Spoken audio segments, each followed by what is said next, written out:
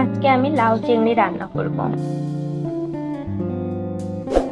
এজন্য প্রথমেই কড়াইয়ে তেল দিয়ে তেলটা গরম করে চিংড়িগুলো ঢেলে দিচ্ছি। চিংড়িগুলো আগে আমি লবণ হলুদ মাখিয়ে নিয়েছিলাম। চিংড়িগুলো এখন খুব সুন্দর করে একটু ভেজে নিচ্ছি। চিংড়িগুলো ভাজার সময় গ্যাসের ফ্লেমটা অনেক কম রাখতে হবে, না হলে এটা লেগে যেতে পারে, লেগে তিতা হয়ে যায়। চিংড়িগুলো ভাজি হয়ে গেছে, এখন আগে থেকে কেটে ধুয়ে জল ঝরিয়ে রাখা লাউগুলো দিয়ে দিচ্ছি। এখানে আমি 2টা আলু কেটে দিয়েছি লাউয়ের সাথে। এখন এগুলো খুব সুন্দর করে মিশিয়ে নিচ্ছি। এখন এটাতে পরিমাণ মতো লবণ দিয়ে দিচ্ছি।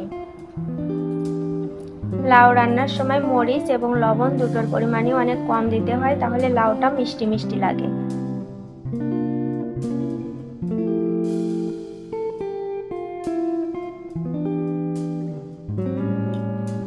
এখন এটা ঢেকে দিলাম। ঢাকনা খুলে চেরা কাঁচা লঙ্কা দিয়ে দিলাম 4টি। আবার একটু নেড়ে চেড়ে আবারও ঢেকে দিলাম। কিছুক্ষণ পর ঢাকনাটা খুলে দিলাম।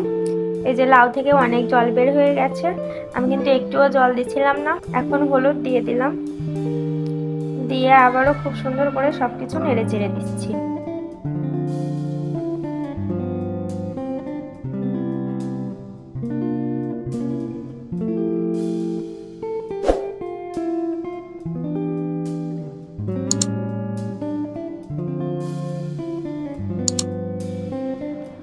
লাউগুলো সিদ্ধ হয়ে গেছে,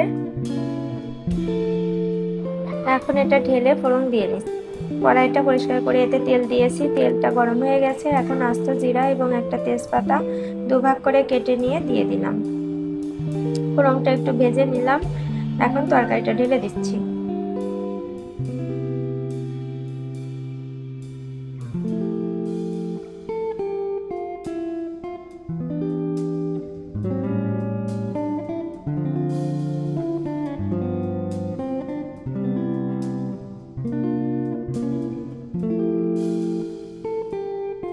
তরকারিটা প্রায় হয়ে গেছে, এখন আমি ভাজা জিরার গুঁড়া দিয়ে দিচ্ছি এতে।